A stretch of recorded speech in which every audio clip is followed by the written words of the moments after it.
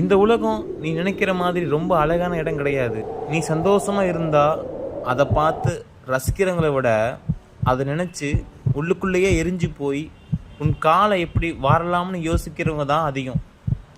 உனக்கு தெரியுமா, உன்னோட மிகப்பெரிய எதிரி உன் பக்கத்தில் தான் இருப்பான்.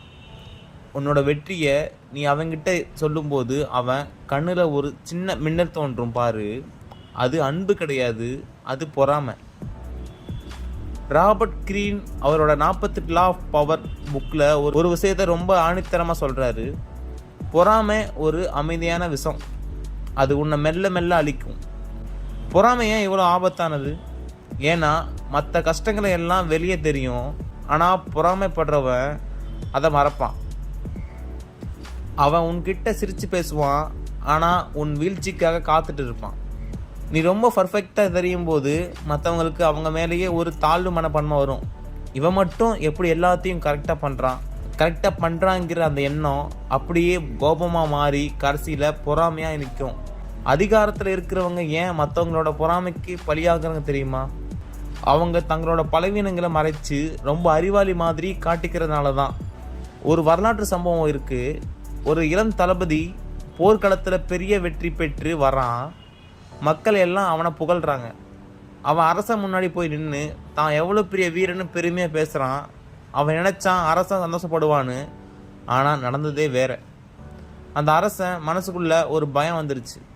இவனோட புகழ் தன்னோட அதிகாரத்துக்கு ஆபத்தாக முடியும்னு பொறாமைப்பட ஆரம்பித்தான். கொஞ்ச நாள்லேயே அந்த தளபதிக்கு ஒரு பொய் வழக்கை போட்டு அவனை கொன்னுட்டாங்க.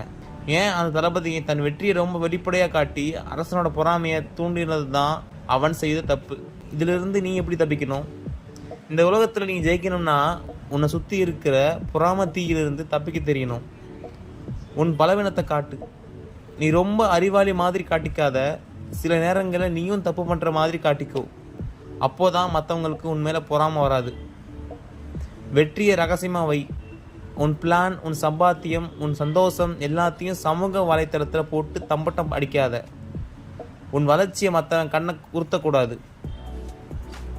எதிரிகளை அடையாளம் கண்டு வை. தேவையில்லாமல் உன்னை புகழ்கிறவனை மேலே ஒரு கண்ணு வச்சுக்கோ. அவன் புகழ்ச்சிக்கு பின்னாடி ஒரு வஞ்சகம் இருக்கலாம்.